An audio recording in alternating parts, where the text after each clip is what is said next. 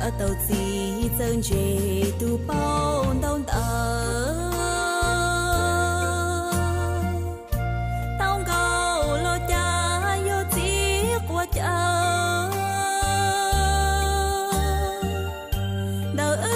lu nắng tư chín cho thơ đuôn đuê yua yua kể lời chợt gì dân chế tu nắng lùm lia tao gạo lo cha yo gì quan bia chỉ hai chê rong hai chê trồng đia lưu nên nó mà thiết ra lưu chi